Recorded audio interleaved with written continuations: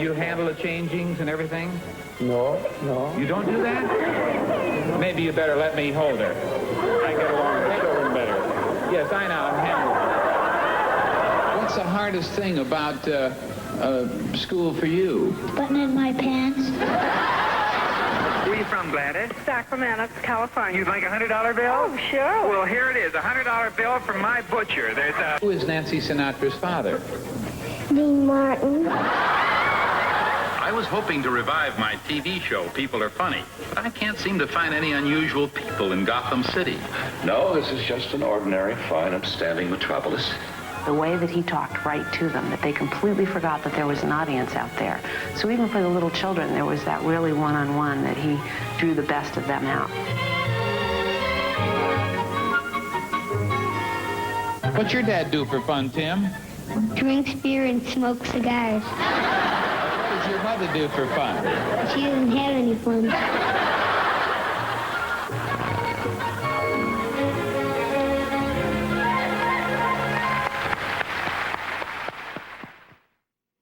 All right, thank you. We might be calling on the Linkletter to be up here, and maybe we might want to know from him. What did your parents tell you to never tell anybody? And I want you to reveal that to us tonight, Art, if you will, when you come up. But I want to express my appreciation for each of you present here tonight in the Hospice for Children. What a wonderful thing that is taking place on this side of town where we can minister to children. I feel being in the restaurant business and ministering in itself, just as Jim Dyer has calling to be in the ministry, I think each of us are called on to be ministers in our own way. And being in the food business, I feel God called me there just as sure as others have been called, and that be a fielding of endeavor. But to be in business where you provide the necessities of life, which is food. But a lot of people go out to eat when they're not even hungry. And so we get to meet the emotional needs and also sometimes the spiritual needs. As most of you know, that we have a windshield program that Chick-fil-A sponsors, and it's been very rewarding for me. It's a lot of things that you can get that brings you a lot of joy that you can't buy with dollars and cents. And I have 14 foster homes where each home is equipped to take care of 12 children, and we have a total of 135 children. I play the part of grandpa for them. I tell them they don't have to call me grandpa, but those who call me grandpa gets more. So most of them call me grandpa. But what a wonderful experience it is to drive up one of these homes and all these children come peeling out, grandpa's here, and get a hug and sometimes a kiss on the cheek, things that you can't buy with dollars and cents. But I appreciate you joining in with me and many others that has a great concern for our children and their needs for love and companionship and encouragement. And I'd like to share with you just a present experience that I have right now. I have a young lady that's been in our foster care for about 11 years, and she's now a student at Samford University. And she's a medical student there. She came home this weekend, home down at the Rock, Georgia, and she began to feel some pain and vomiting, and they rushed her to a doctor, and they in turn sent her over to the hospital in Columbus.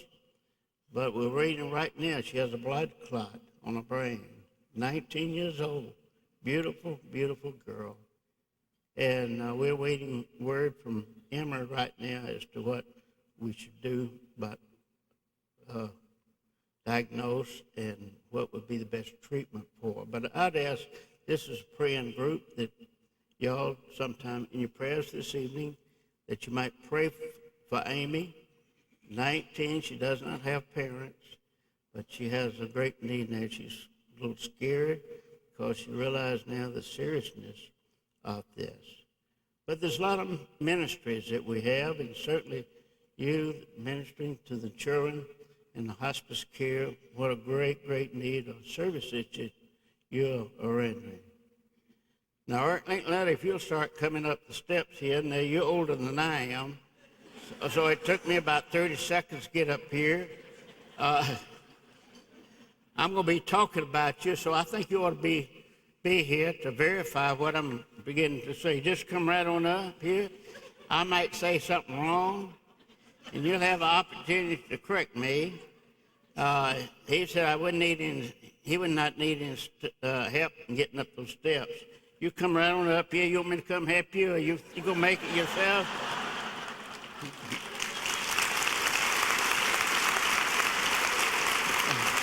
Thank you. Listen.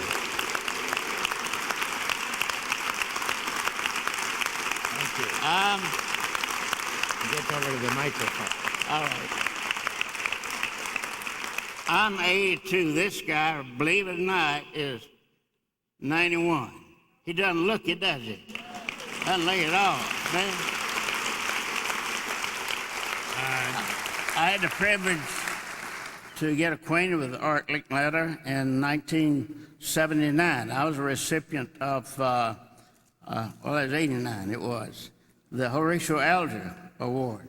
Mm-hmm. And Art, you received that back 74. 74? Mm-hmm. 74, and I guess you and Martin and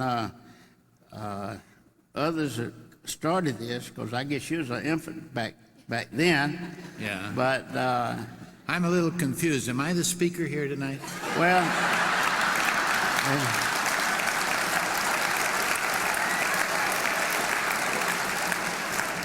well, it's not the first time you've been confused. Well, as long as you keep picking up the check, you can keep on talking. Well, for the first time, I introduced this guy to Chick-fil-A. He never had a Chick-fil-A in his life till last night. So Yes. he began to get educated. But I really didn't want any for breakfast this morning. Well, you got eggs, didn't you? And lunch today. Well, eggs. Yeah, the Chick-fil-A is coming to my hotel room and by droves. They're flying in the windows. Well, you'll be happy, glad it's chickens and not cows. Cows are kind of You do know what the cows say, don't you? I hope you do by now. More Nah. chicken. Oh. More No, chicken. no. Let's say Cows, that's pigs that say moo. Everybody knows pigs say moo. Cows say eat more chicken. filet. Well, Chick-fil-A. if you can't get Chick-fil-A, it's chicken. We do. I have a feeling we're running out of material. Well, let's see how you feel about it when you get through talking. All right, you go on, sit down, and No, I want to tell them about you. What? Oh, nice things. Well, I want you to tell me about you're going skiing. Yeah. And going out to Hawaii, getting over the little floats, and Yeah. and Skiing is perfect for a guy 91 because everything is downhill after that. yeah. Well, how about that surfing? When was the last time you surfed? About a month ago, About a month ago. in Hilo, Hawaii. I've been surfing all my life, and I was a lifeguard. Saved many beautiful girls who had no idea they were in trouble. And what's this about you going? You competing in the Olympics back in 1932? 1932, I was Pacific backstroke champion in college, and I competed in the Olympics. Uh-huh. I will not say where I finished. We just say I competed. All right. A couple of Hawaiians were out of sight. Some guy named Duke Hanamoku. Well, I didn't see anywhere in reading that material about that you've haven't grown up to ride motorcycles yet. You think you'll be getting on motorcycles pretty soon now? I'm going to first do skydiving, which is much safer than motorcycle riding. Well, you ought to know. You know, if more people were riding motorcycles, we wouldn't have so many automobile accidents. That's out there. right. Yeah. But anyway, one question I have for you. Yeah. You ate with them last night. Now, what are the two major ingredients in our carrot and raisin salad? Could you think about it? Two major ingredients in our famous carrot raisin salad. Well, I'll answer that if you answer the question for me. Who is buried in George Washington's tomb? Carrots and lettuce. Oh, is that what it is? Yeah, that's what's in there. Carrots and lettuce in the tomb or in the No, in salad? the salad. All right, one last question I want to ask you. What did your mama tell you never to tell anybody, okay? She told me never to tell anybody that my daddy was a preacher because she was afraid I'd ruin the Baptist church, record. Well, good. I'm a Baptist preacher's kid, and that's why I'll be in heaven because St. Peter's at the gate and he's Baptist. I'm glad. Well, Thank you. these are Christians now. You have a choice of being a Christian or a Baptist. So, which one you gonna be?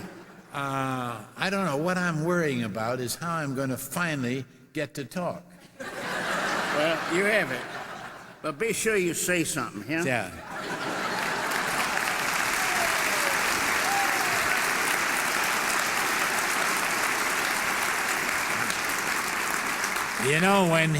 When I heard that he'd adopted all those children, I immediately became interested in him because, I'm an adopted child and my parents have died and I'm available again.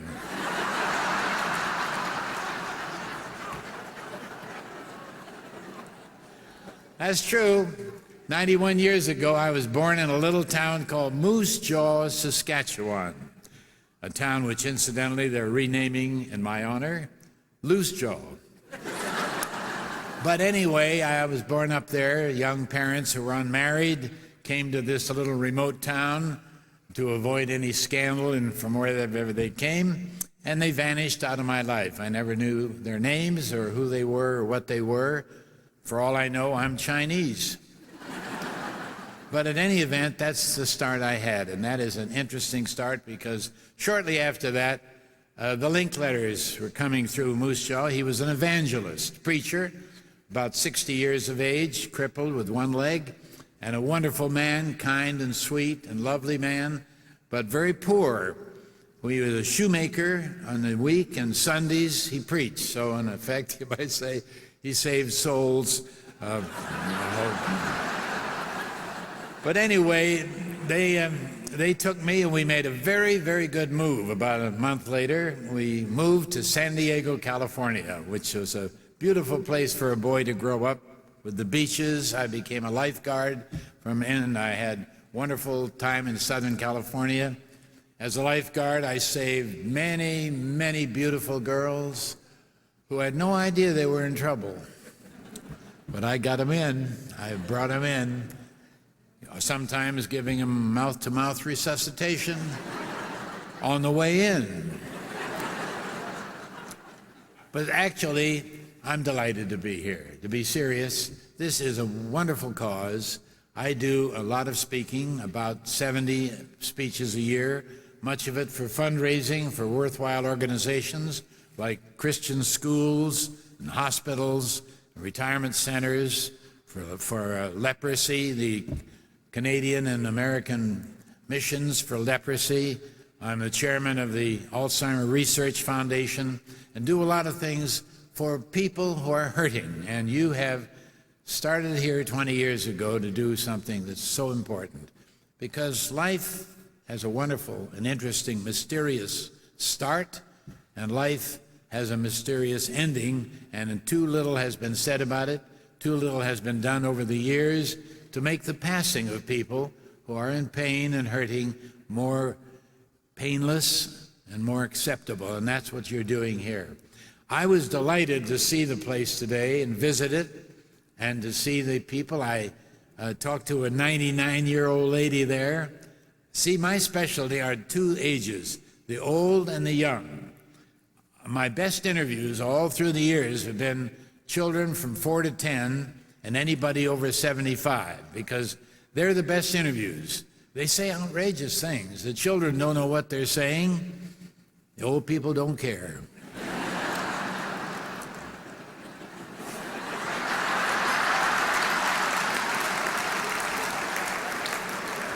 He's only 81. I don't consider that old. I remember one time I asked a 100-year-old lady on the air, I said, what's the best thing about being 100? And she said, there's so little peer pressure.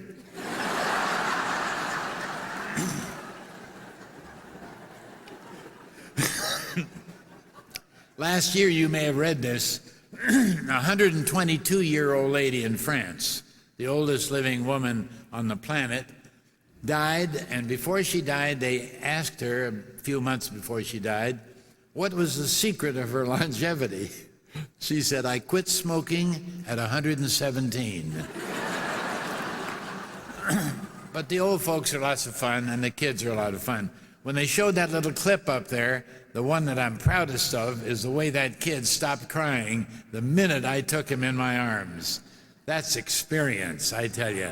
We've had 5 children, 9 grandchildren, 15 great-grandchildren over the 68 years we've been married. And our family is a wonderful, marvelous family. They're scattered all over the world. One of my grandsons is running a big furniture factory over in Indochina, in Indonesia, that is.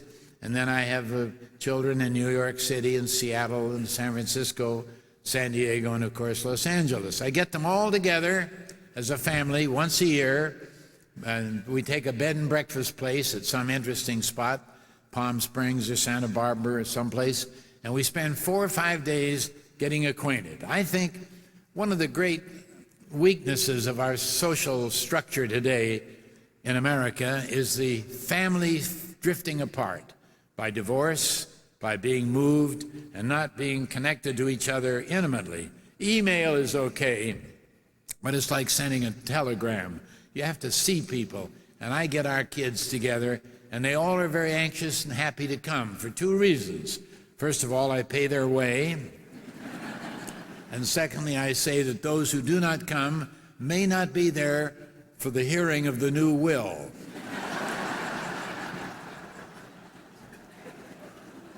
Some people say that money is the root of all evil, but I tell you, it's a great way to keep your children in touch with you.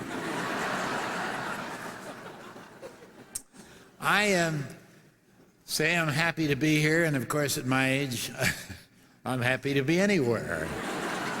In 1912, when I was born, the average age of children born in North America could be expected to be 47 years of age. 1,000 years ago, incidentally, it was 20. That's how long life was back there. Today, it's 77 on the average. Now, you take an average, you have to take men and women. What that average proves out to be is men at about 65 and women at 108. They get the mortgage, you know, and the cars and everything. But 77 years is a wonderful, the longest in the history of mankind. In fact, there are more people in the United States living over 65 today than ever have lived in the United States during our civilization here. And by 2050, that will be up well over 85 towards 90. At this moment, while we're standing here, there are about 70,000 people over 100 years of age. The fastest growing population is 86 and up. And there's a birth dearth among the very young because they're getting married later and having fewer children. I say this because I happen, among other things, to be the chairman of the board of directors of the Center on Aging at UCLA, a great medical center for gerontologists and geriatricists.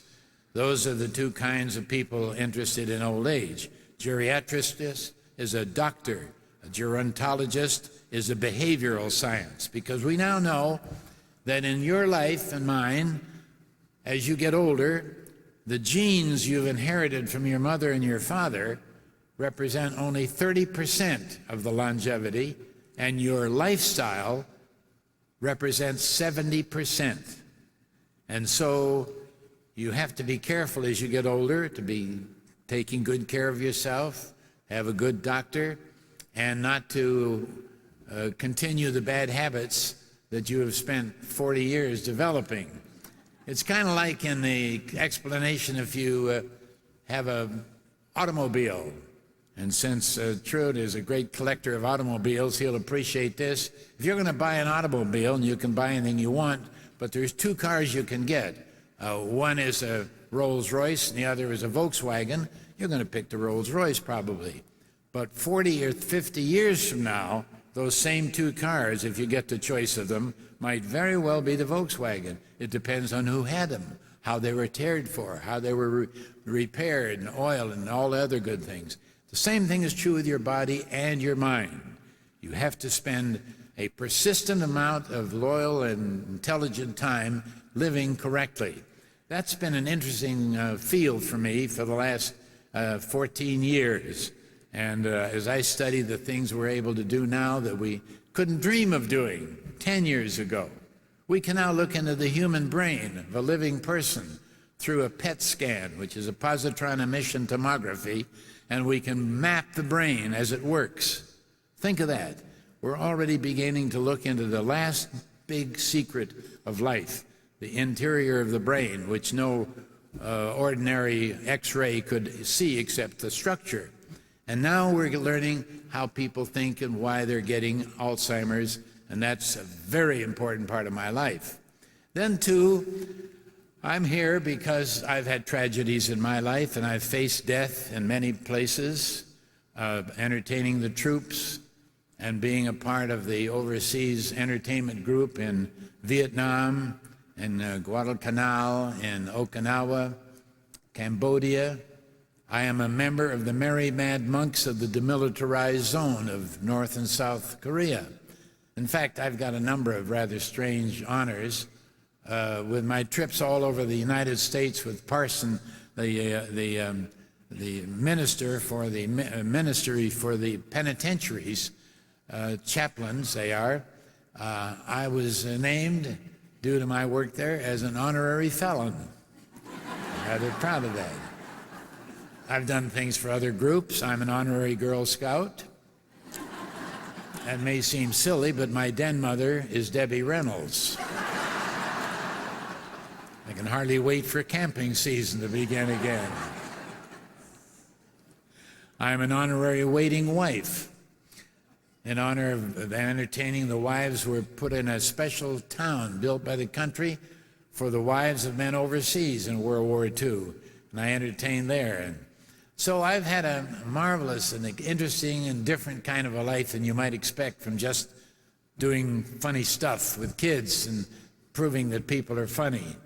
And it's been a rewarding life, and my married life has been a very important part of it.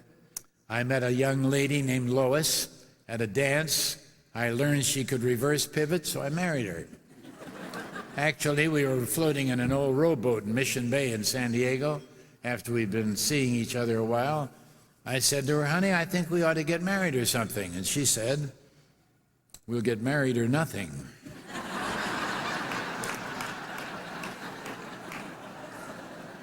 That was 70 years ago. Married for 68 years is quite a trick, and especially if you do it living 50 of those years in Hollywood, where I know a number of people who've been married 50 or 60 years, and you ask them how marriage was, and they say, wonderful, 6 of the nicest girls you ever want to meet. But we've had, with our family and our travels all over the world, a very exciting and wonderful life. I thought that I'd tell you today a little bit about some of the more unusual aspects of the life of a celebrity, because, for instance, let's take what people say to you in the street, in the airport, anywhere. They walk up and they say the darndest things to you.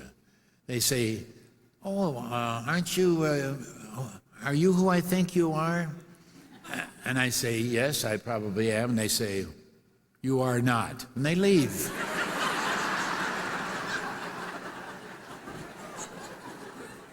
Then they come right up and say, oh, you look better alive than you do on television.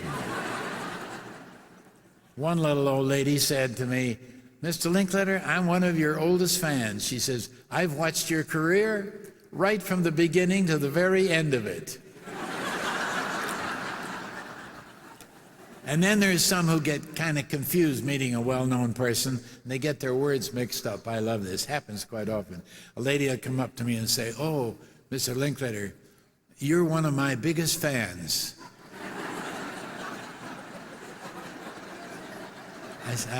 Yes, I say, "I love your work. What do you do?" The one I remember, I was walking down Fifth Avenue one morning about 8 o'clock on my way to a board of directors meeting. I've served on many boards of large corporations, and my entertainer's cap, my broadcasting hat, was 3,000 miles away in L.A.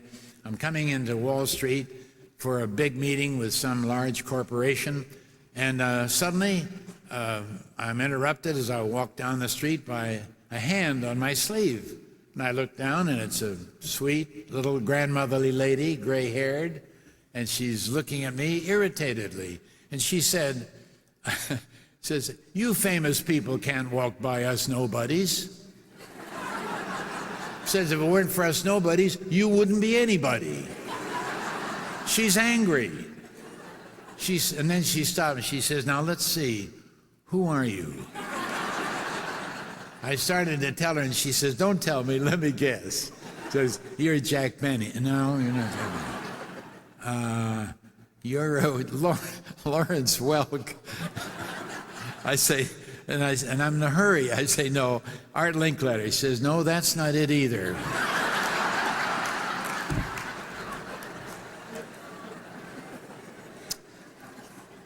Of course, I've constantly getting hints that I'm getting older. By the way, Truett, I don't think of myself as 91. I think of myself as having the 50th anniversary of my 40th birthday. So I'm 40 really inside. But old age creeps up on you. Some of you are getting to the stage where you're going to get old, or you're getting older.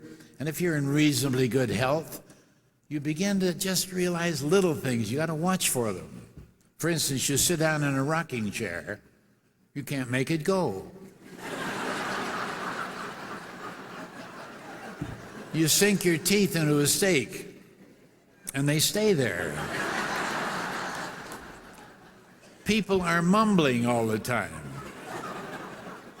And young people are being born every year who are older or younger or different than you were.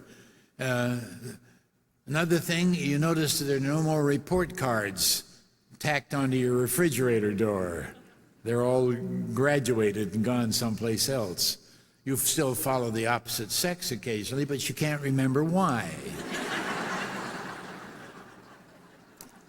Another thing I notice, you bend over to pick up something, and you find yourself thinking, what else can I pick up while I'm down here?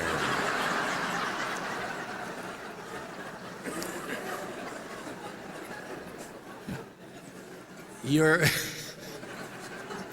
love life is less like the 4th of July and more like Thanksgiving.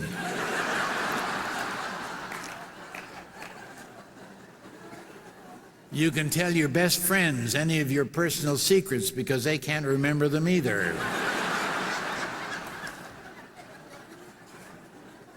People come up and admire your new crocodile leather sports shoes, and you're going barefoot.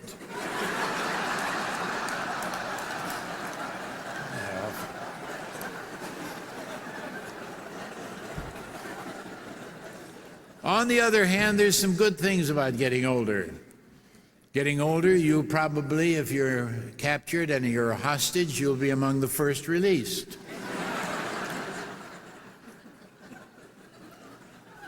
And of course, everything you buy, you'll never wear out. And you're careful what you do buy when you're getting to be my age. For instance, it's a gamble for me to buy 5-day deodorant tablets.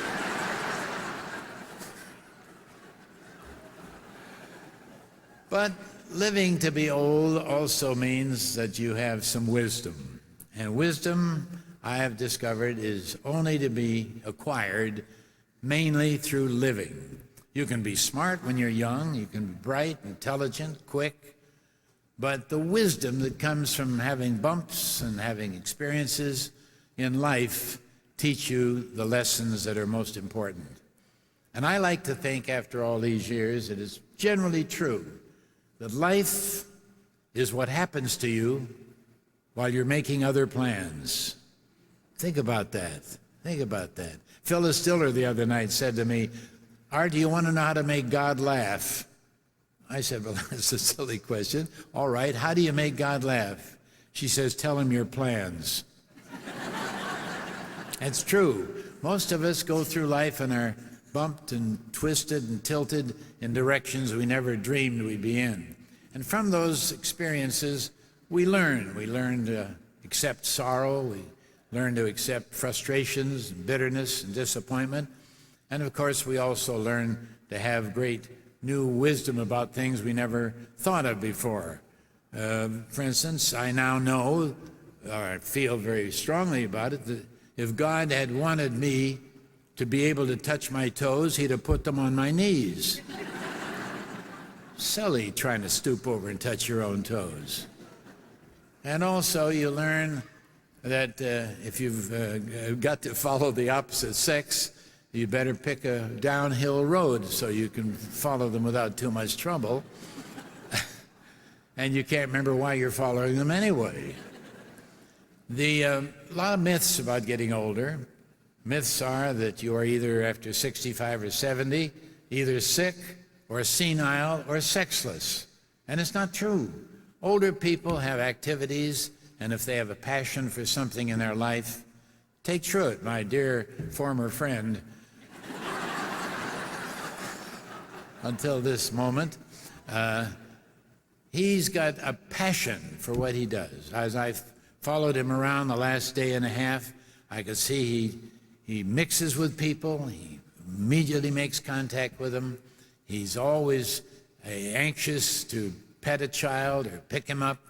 As a matter of fact, I was very much taken by the fact that he has built a whole little holding pen for little children for his workforce at his corporate headquarters. There's a whole building, and nurses are there, and paid workers there to take care of year-old, 2-year-old, and 3-year-old children, so the people who are working in there, the mothers, can feel good about it. That's a marvelous, forward-looking way of treating employees and keeping families happy, and yet at the same time be well employed. This is true. People have older people who have something to do, a purpose to do in life. To get up for in the morning is very, very important. I'll tell you an experience I had recently. I have a lot of interesting experiences. I was surprised about 3 months ago to learn that I had been selected by whoever selects them to receive the Presidential Prize as the Humanities Award for the year. It's a big civilian award in the White House. And it's because of the work that I've done in YMCA and Boy Scouts and the missionaries and all the other things I do. So I came to the White House with my wife, of course, and I brought my daughter along and a granddaughter so they could see the White House. And I arranged to have a 15-minute private period with President George W. Bush, a 15-minute period that the lobbyists would give any amount of money to have as a private moment with him. But I assured him that if he met me, it'd be a kind of a recess for him.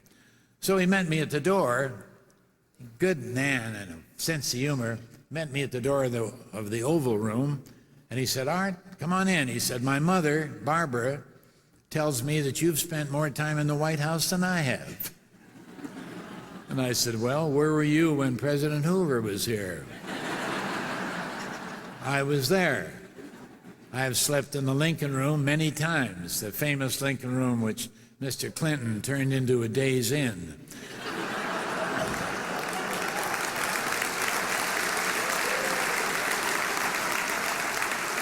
Oh, I see we have some Republicans here. Yeah, I slept in it during the days of Nixon and Eisenhower and of course, Ronnie Reagan. Those were back in the days when you were not more likely than not to wake up in the morning in bed with a Chinese banker. You were still alone by yourself. Clinton changed all that. I don't know how many strange bedfellows are there now if you pay the right price. Then, of course, I had a chance to visit with the president. I found him to be charming, humorous, direct, a regular guy. I've met others like it. Ronald Reagan was one of my dear friends, and Richard Nixon, too. And Harry Truman, a Democrat who was really a great guy. And we sat around and talked. And as we talked about some of the things that I've been doing, he asked me questions. He finally said, "You're really 91? I said, "Yes." He said, "My gosh, you have a lot of energy and a lot of drive, and you look okay, and I hope that I'll look like that. I'll look like you do when I'm 91. I said, "Well, Mr. President, as a president of the Center on Aging, I can tell you that for the last 20 years, we have been studying aging people in Orange County, 10,000 people selected, to try to find out how they lived and how they died and what happened as a reason of their behavioral activities.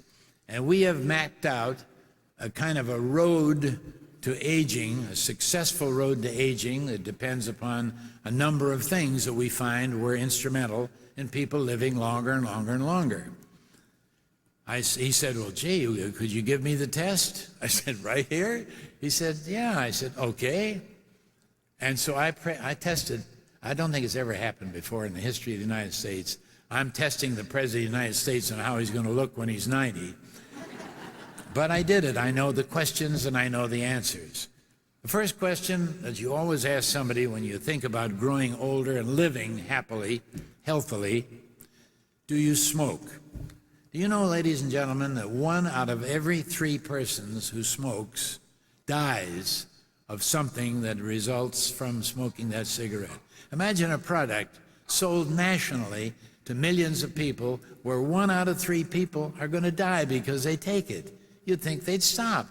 Well, I've never smoked, so I am intolerant of people not quitting. I know it's hard to do, but it's hard for me to think of people having that kind of a record and continuing to smoke. Well, that was the first record. Second one, I said to him, "Do you abuse alcohol?" And he said, "Not anymore." But he doesn't. Then I said to him, "Do you get enough sleep? The average American is getting too little sleep. You should have at least 7 or 8 hours of sleep." He said, "No, you can't sleep that long in the White House with the Democrats circling it." Then we got to a very important question. I said, how's your eating habits? Because Americans today are unfortunately killing themselves, and not necessarily killing, but certainly ruining their health by being overweight. We have an epidemic of obesity. 30% of all Americans are overweight, which results in every kind of a health problem that you can think of. And about 1 out of every 500 is obese, which means 100 pounds or more overweight. Being overweight is 30 to 40 to 50 pounds. But when you get up to 100 or 200 or 300 pounds, you are obese. And we have more and more of those every year because we're serving so much food, and they're not eating enough chicken.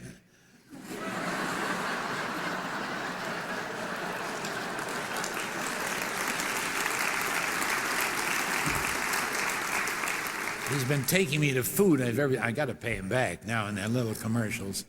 And then I asked him, do you have a sense of humor? Because that's very important. You have to be able to laugh a little in life. Laughing follows the biblical saying, you will recall, I hope you read your Bible, that a merry heart doeth good like medicine. That was said 1,000 years ago or more, and it's so true, because a merry heart stirs up the endorphins in the brain, which are mechanisms that produce an actual drug that, like cocaine, serves to pick up your spirits in very tiny amounts, but there's a lot of there, and you've got to sometimes shake up your ephedrine manufacturing with a good laugh. I tell people you don't have to tell jokes. You don't even have to have jokes. If you want a good laugh each morning and you're my age, you're over 50 or 40, just when you get up, take off your nightgown and go and stand over in front of a mirror.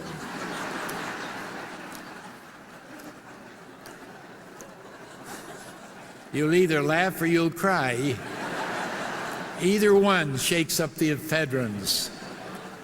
And it's true. Laughter and humor is a very important thing to have as a part of your life. And the other part of that is stay away from discouraging people. Everyone has an uncle or an aunt or a friend who can't wait to tell them either malicious gossip, painful gossip, or unpleasant gossip. You talk about somebody's in trouble, or you talk about your neighbor or your friends or your own children. And those people just kind of revel in gossip, mean gossip, and they aren't funny. So stay away from those kind of people and you'll live a few extra years.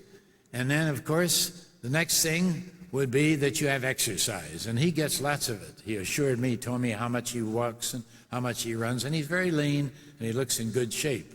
I do a lot of swimming because I was a professional swimmer in college and all that sort of stuff. So I have a pool and it's a wonderful exercise because there's no jars. Like running is hard on your hips and knees sometimes. Walking is better. Then I said to him, you have a purpose in life. It's very important, we discovered, for some kind of a purpose. And it doesn't have to be a highly noble one like being President of the United States. It can be working for your church. It can be working for your community. Adopt a highway or something. You can think about your own family because families need a lot of looking after because they are not very healthy these days with divorce and with the women 63% working, which leaves the latchkey children from 2 to 5 o'clock in the afternoon or 3 to 5 o'clock in trouble. A lot of them parked in libraries until the mother can pick them up after work and those kind of things. So there are things you can do that can be progressive. You can go to school, which you should do, because you can go free at colleges all over the country and just take subjects to keep your brain alive. You can study stuff that aren't especially directed towards making a living or a career, just knowledge. We call it lifelong learning. And we think it's very important that whether you go to class or whether you read or whether you work crossword puzzles or those things, you must do this to stir up the brains and keep them working because disease is just another way of saying disuse. And being active in the brain department is very important for the whole rest of your body. Because if you have a sense of humor and your brain's working right, it helps the immune system, which is just waiting to help fight off foreign invaders. And they are sometimes lulled by fatigue and overeating and disuse, really. As a matter of fact, when I meet an older person, I don't say, how old are you? I say, how are you old? Think about that. I know they're old, they're gray haired, they may be obviously old, but I don't care about the years. I want to know, how are they? Not how old, but how are they old? Are they active? Are they interested? Are they vibrant? Something to look forward to, a plan, learning. All those things make learning life longer and more purposeful. Then, of course, I asked him an obvious question that all of you married people know is very true. If you're happily married, you're more than likely to live at least 2 or 3 or 4 years longer, especially if you have a wife who, like my wife, takes good care of me. She says, stand up straighter. Have you brushed your teeth? Are you wearing clean underwear? She's a lot of help to me. And by the way, I must tell you that in 68 years, we have never had a truly serious, name-calling, bitter, vindictive, rememberable, unforgettable argument. Now, that's pretty good. Neither one of us ever threatened to leave the other one or do anything bad. And the reason is, of course, that we have a good sense of humor, and I'm a humorist. And here's how I work it. We're getting into an argument, let's say. You can try this at home. And you see that it's not only disagreeing, but it's rapidly becoming disagreeable. Disagree moves over to disagreeable. And I stop her and I say, Lois, this conversation is getting into a danger zone where if it continues on the way it's going, I'm going to have to kill you.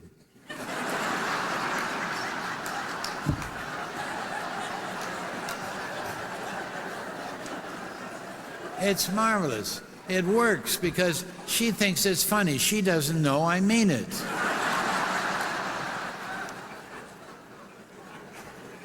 Well, the end of this story is that 10 minutes later, we'd finished all these different things and a few other things that I added there.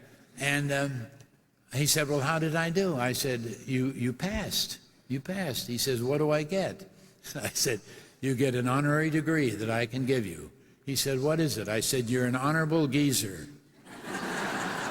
Now, that's the kind of guy he was. It was like two fellas in a locker room, and it's customary when I get to know presidents well that we talk that way. For instance, when Ronald Reagan was president, before he had Alzheimer's, and he just finished being president and moved back to L.A., and he said to me, Art, we're good friends, old friends. His wife, Nancy, was my wife at one time. Didn't know that. 30 minutes on GE Theater Sunday night. And I asked him to be my co-worker when we opened Disneyland, and Walt Disney asked me to do that job, and I asked Bob Cummings and Ronald Reagan to be my workers with him, with Walt. So I've known him for many years, so we're good friends. In fact, when I used to come to the White House and he'd meet me, the first thing he'd say to me, you got any jokes? Because he loved to tell jokes. So anyway, he asked me, he said, I'm going to be a neighbor of yours. I'm negotiating to have a house in Bel Air, which is a very pricey and very nice part of Los Angeles to live in, all gated, no commercials, no sidewalks, no business, and guards everywhere, and piranhas in the moats around the castle. And I said, yes, I know the house you're thinking of. I've heard that you're going to move in, but we will not exactly be neighbors. He said, we won't be neighbors? I said, no, I hate to tell you this, but I'm living $879,000 above you. He loved that. I'm telling that story only because I live up on a hill and he lives down below me. And doing that to him, he gets a kick out of it. I have a kind of a custom of saying things that are outrageous. I'll tell you the most outrageous thing I ever said to anybody. I was asked by the president of the Mormon Church, because I had done some work up in Salt Lake City, to accept a Medal of Honor that the Mormons have never given a Gentile before in history. Now, a Gentile for a Mormon is anybody who's not a Mormon.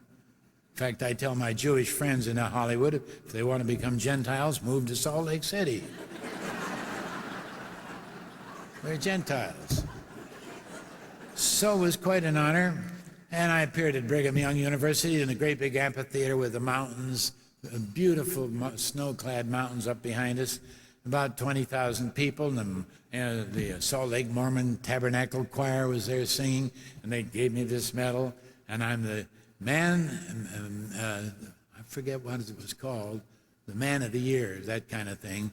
And so when it was over and the applause, I got up. Now, mind you, I'm a preacher's kid, and my father's a Baptist preacher. I got up and I said, ladies and gentlemen, this is a wonderful honor, and I appreciate it, but I have to tell you the real truth why I agreed to come here to get it. I wanted to have this opportunity to invite you to consider joining the Baptist Church.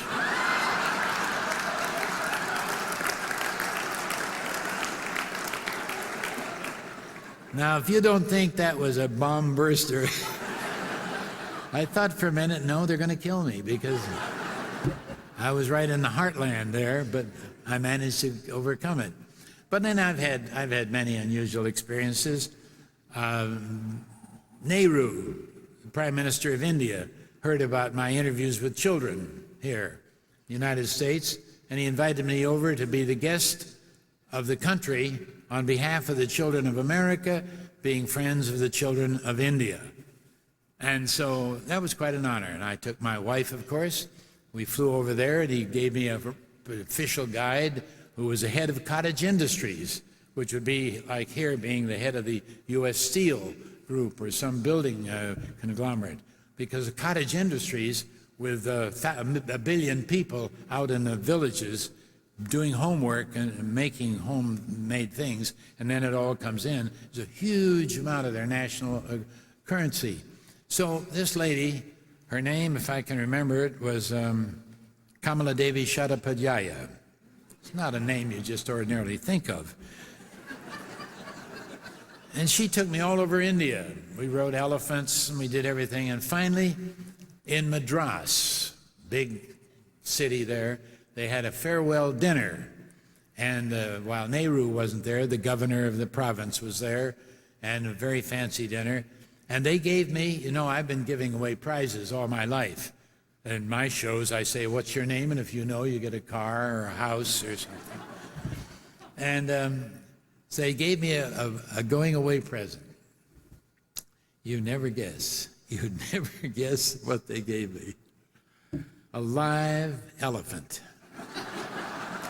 Baby elephant, stood about this high, all covered with flowers the way they do in India. And Lois and I said, oh, isn't that marvelous? Imagine we got an elephant. And everybody went home, and there we were with this damned elephant. You can't give an elephant back. The mountain man, or the jungle man, whatever park ranger, whatever they had, who had gotten the elephant that day, was still there taking care of it, and he came up to have a talk with me about my new elephant. He said, now, Mr. Linkletter, he said, this is a girl baby elephant, and I will get you a boy elephant if you'd rather have one, but I must warn you, the elephant, when he becomes 40 or 50, has a mental problem called must, in which they get a little psychologically, you know, like post-birth for the ladies. And I'm taking them serious, as if I'm going to keep this damned elephant for 50 years. I said, oh, no, I wouldn't want that. So now what am I going to do with this elephant? Well, I just happened, among other things, at that time to be on the board of directors of an international cargo airline called the Flying Tiger Line, made up of a bunch of crazy pilots who flew over the hump in India during the war and had formed their own private line, and I'd been invited to join as a member of the board. So I phoned the president, Bob Prescott, in Hollywood from Madras. I said, oh, Bob, this is Art Linkletter. He said, good, where are you? What are you doing? I said, I'm having a vacation in India, and they gave me a present. I'd like to have it shipped home. He says, fine, what is it? I said, an elephant. I will not repeat in a decent place of the word that he used. It was a bowling word, a golf word. Anyhow, he said, what do you think? I said, it's just a little elephant, Bob, come on. Well, I conned him into it, and they kept it in India until Lois and I got home. Then we had him ship the elephant through British Airways and into the Flying Tiger Line. And it arrived, and then we had the little orchestra there, and the press was there, and my wife was there, and we accepted the baby elephant from the children of India to the children of America.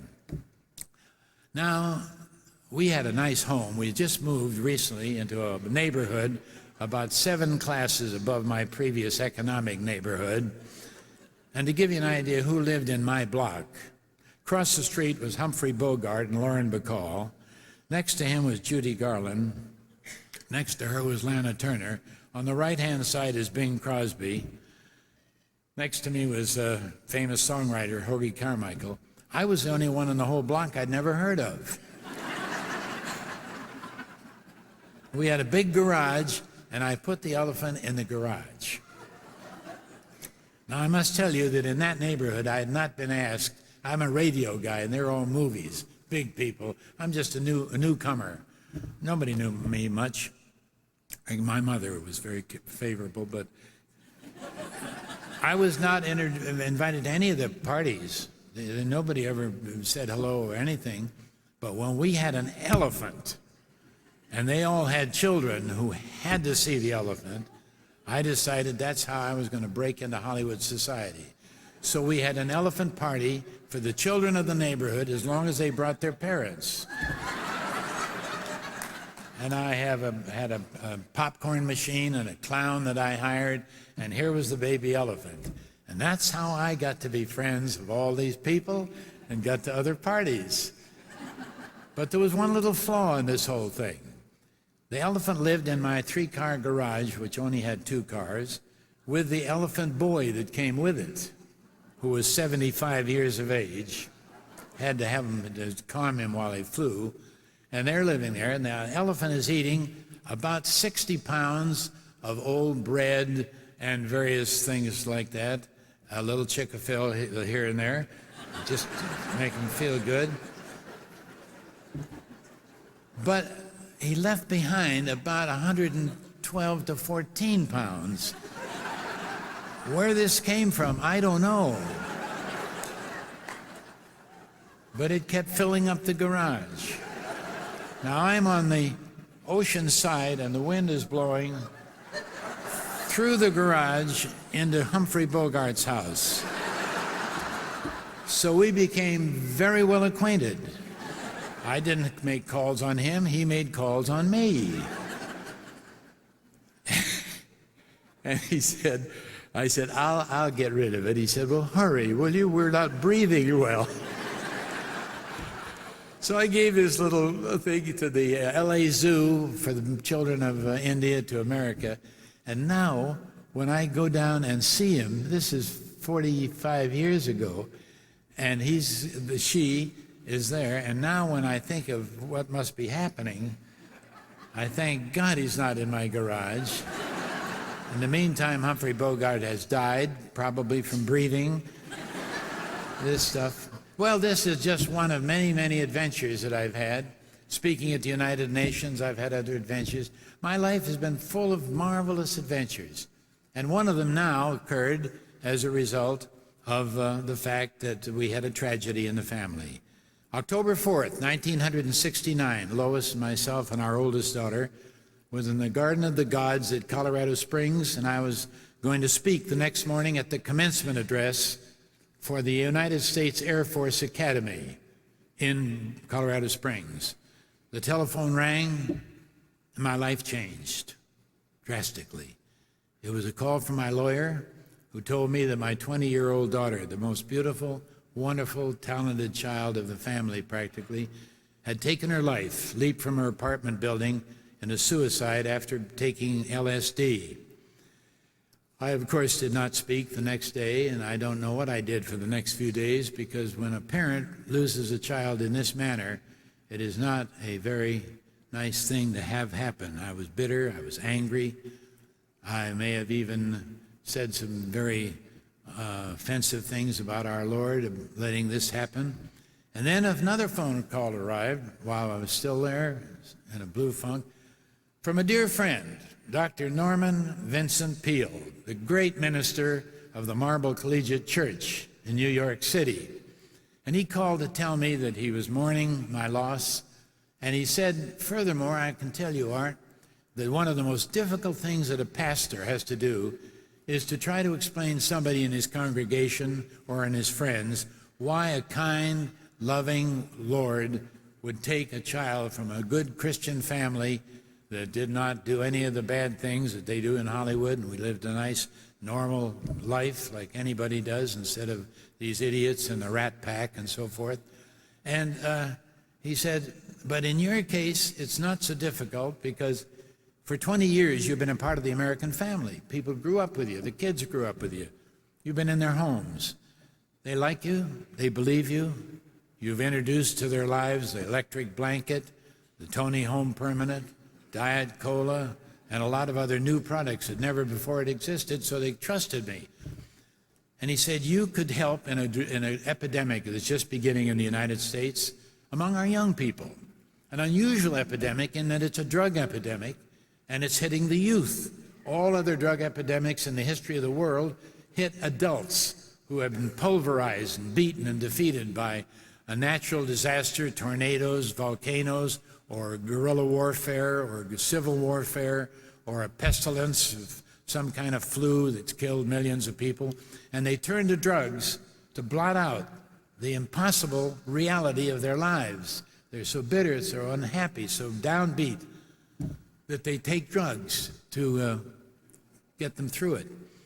But now here are children living in the richest country in the world with every possible thing that children could have. We give them here, and yet they want more. They want to be happy 24 hours a day. And if they are getting bad grades, or if their girlfriend dumps them, or they don't make the first team in the basketball squad, or whatever, they're miserable. They quote the Constitution of the United States, saying we're guaranteed to be happy. But the Constitution guarantees us the pursuit of happiness, not to be happy. And besides, they see their seniors. They've seen their parents come home Saturday nights after a hard week of work, both mother and dad, and they've been to the country club and they're gassed. They're drunk or they're drinking on and off through the week. They see the signs go up all over the United States at 6 o'clock at night. Signs everywhere, thousands of signs. What does it say? Happy hour. What's the happy hour? The happy hour is to come in and get a load of alcohol in your system so it can relieve you of the daily troubles. We have become pursuers of happiness at all costs. Cigarettes, booze, and now drugs. And so he convinced me that I should start a crusade. And so I stopped broadcasting, and I started on a crusade after doing some research. And this brings me, by the way, to the point I want to make about the hope that this organization is giving to young people in the drug field as well as other places. And that is, I found out that the young people who were arrested were put in prison. They were arrested and forced to have psychiatric care, none of which cures drug abuse, makes it worse. But a man named Dave Wilkerson, whom I met, organized a group of young people called the Teen Challenge. And he said, let Christ into your heart. Change what's inside, not on the outside. Band-Aids have never cured drug abuse. And so these kids whom I met and worked with, raised money for and traveled with, wonderful young teenage kids who had really given their lives and their life, blood and mind to, and that is our Lord, were successfully remaining free of drugs, whereas the people who were in the regular drug abuse agencies and bureaus were cured of the drug habit and then put right back into the same area with the same friends and were right back into drugs. But this was different, and that changed my life. And all of a sudden, instead of being totally employed in making my name more important, my ratings higher, my money payments bigger, and the whole thing of success of money, power, and fame, their main things, all of a sudden I was deeply involved in helping people who are hurting. And I lectured all over the country. I traveled all over the world. I spoke at the United Nations on the subject of international drug abuse. I spoke in churches. I spoke around. The Lutheran Church was so good in helping me with films and books and everything else. And I, for the next 15 years, spoke more and more on drug abuse and less on the commercial things. I did a few broadcasts and wrote a few books, including the book Drugs at My Doorstep, which was a big book on what happens when you take drugs of all kinds. And so that led me to a whole new life. So the last third of my life, first third poor, second third rich, third year serving. And I now am on the boards of all kinds of organizations that help young people in every way. My wife is the head of the Children's Bureau of Los Angeles, organized the support group for them, taking care of people who don't know how to parent, taking care of children into drug problems and grown-ups. All of this has suddenly changed my life. And so now, when I meet somebody and they say, "Didn't you used to be Art Linkletter?" It's not just funny, it's true. It isn't the same Art Linkletter. Art Linkletter was a different guy. Not that he was bad, but that he was completely concentrating on what you have to do in show business, and that's what you get, where you get it, and how big your name is in the headlines. Instead of that, it's helping people. And as I went through this beautiful home, it's not a hospital that you're helping, it's like a home. It doesn't look like a hospital or an institution. And the people in it aren't there because they have a job. They're in it, volunteers as well as workers, because it's a calling. It's a calling, just like it is for me. Why I'm here instead of home with my wife. I don't have to travel. I don't have to be doing all these talks, raising money for Christian schools and for hospitals and all the other things. And so that's the story, really, of how quickly your life can change if you let it lead you to the Christian precepts and concepts of the Bible. And it has been a remarkable time. I still, of course, love to talk to kids. I still talk to them. I still enjoy the wonderful things they say. A couple of my favorites before I close. The teachers used to pick the children in public schools and send them to me, 4 children a day. 52 weeks a year for 26 years. 27,000 children from first kindergarten to 4th grade. And they picked the children out of the class. And I had a little sneaky thing I did. I wrote a letter to all the teachers who were picking them out. I said, "Thank you very much in advance, but please pick the 4 children that you're going to pick. I'd like them to be the 4 children you'd most like to have out of the class for a few blessed, quiet hours." I wanted the rascals. I didn't want the little ones who wouldn't say anything. So then I used to ask the kids, "Why do you think the teacher picked you?" And my favorite one was a 7-year-old boy. I said, "Why did the teacher pick you out of the whole class?" He said, "I'm the smartest kid in the room." I said, "Did the teacher tell you that?" He said, "No. I noticed it myself."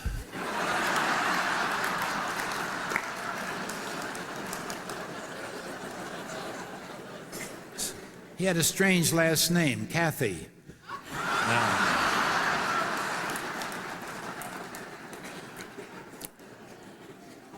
Then, of course, what they said startled their parents because they revealed family secrets. I said to one little boy, "What does your daddy do?" And he says, "He's a cop. He wears a gun and he arrests burglars." Well, I said, "Your mother must be worried about a job like that." And he said, "Oh, no, she thinks it's wonderful. Almost every month, Daddy brings home rings and watches and jewelry."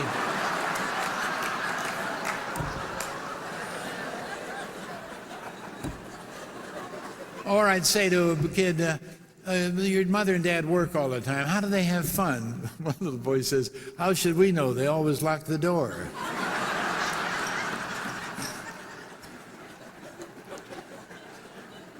One little boy said, "Do you ever hear from your daddy and mother how they met?" He said, "My mama used to be my daddy's secretary, and he used to chase her around the desk at the office, but he finally caught her, and here I am."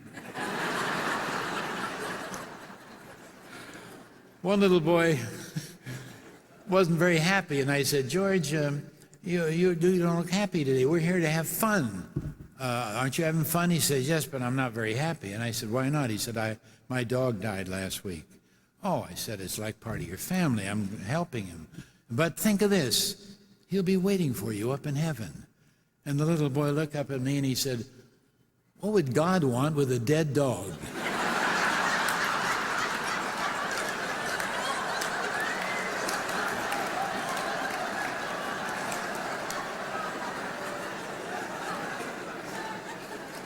I asked the little girl, I said, "What's the most fun for you around the house?" She says, "I get to wake up my brother in the morning." I said, "What's funny about that?" She says, "Well, how do you do it?" Says, I walk down the hall to his room and open the door and throw the cat in. I said, what's funny about that? She said, he sleeps with the dog.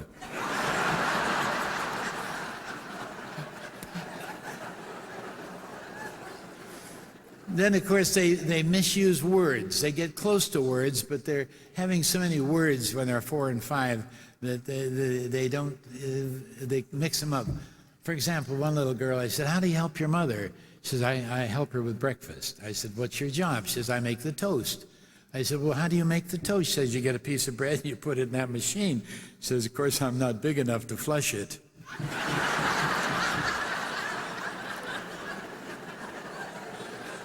Or a little boy, I said, how old are you? What's your birthday? He says, February the 3rd. I said, what year? He says, every year.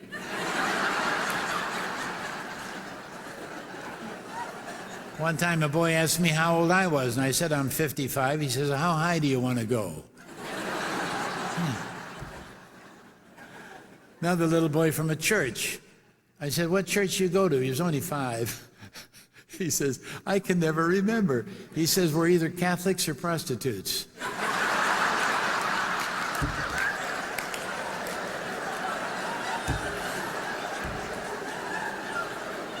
I could tell you kids' stories for the rest of the night.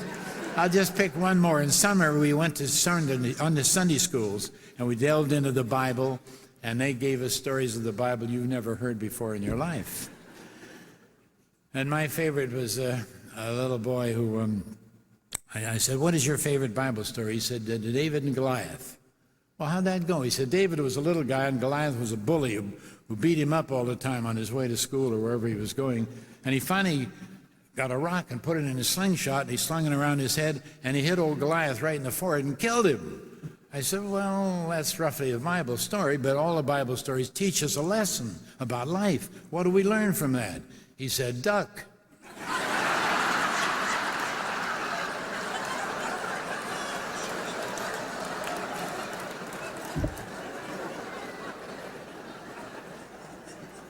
Yeah, kids are funny, old folks are funny. If I told you the story about the lady with Alzheimer's that I was talking at a Jewish home for the aged a month or two ago, and when I got through talking, this little gray-haired lady, which now in nursing homes, about 40 or 50% are Alzheimer victims, and I gave her a picture, and she looked at the picture, and she looked up at me quizzically, and I said, do you know who I am? She said, no, but if you'll go to the front desk, they'll tell you.